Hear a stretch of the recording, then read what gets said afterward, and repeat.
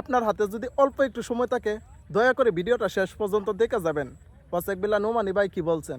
আমাদের নেত্রকোনা হিন্দুদের সবচেয়ে বড় যিনি গুরু, উনি হলেন কুশেরানী গুসাই। উনি আমার মা, বৈষ্ণব সন্ন্যাসী মা। উনি ছিলেন নিরামিষ বুঝি, 80 বছরের বৃদ্ধা মা, 80টা বছর নিরামিষ বুঝি ছিলেন। আমার সেই মায়ের সাথে আমি ডিবেট করেছি 12 বছর। 12 বছর ডিবেট করতে করতে করতে করতে এক পর্যায়ে আমার মা বুঝতে পেরেছে হিন্দু ধর্ম মিথ্যা, ইসলাম ধর্ম সত্য। এই হাতে হাত রেখে আমার দুঃখিনী বৃদ্ধা মা কালেমা পড়ে মুসলমান হয়ে গিয়েছে। জোরে বলেন আলহামদুলিল্লাহ। আপনারা খুশি না বেজার? দাদারা খুশি না, দিদিরা খুশি না, তাদের খুব মন খারাপ। আমাকে আজকে হুমকি দেওয়া হয়েছে। এর মধ্যে আমি জানি আমি আসার কারণে হিন্দু ভাইদের মন খারাপ। মন খারাপ, এক তো আমি আসছি এটার কারণে মন খারাপ, দ্বিতীয়ত আমার এলাকার মন্দিরের সেক্রেটারি সাহেব নিয়ে আসছে। সেক্রেটারি সাহেব কোথায়? জোরে বলেন আল্লাহু আকবার। ওনার নাম ছিল কণা বাবু, হিন্দুদের মন্দিরের সেক্রেটারি।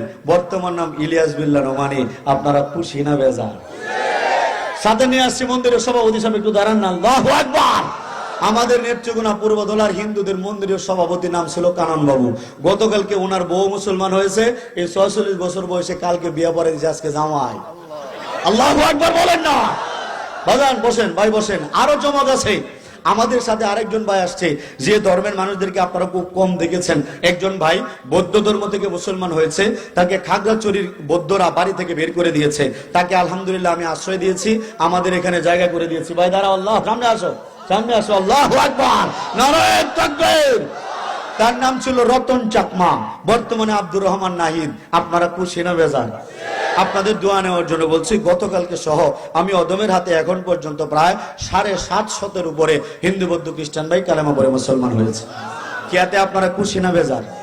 কিন্তু দাদারা খুশি না, দিদিরা খুশি না, মাসিমা খুশি না, ঠাকুরমা খুশি না, নরেন্দ্র মোদীরা খুশি না। তাদের খুব মন খারাপ। কথা বলেন ঠিক কিনা?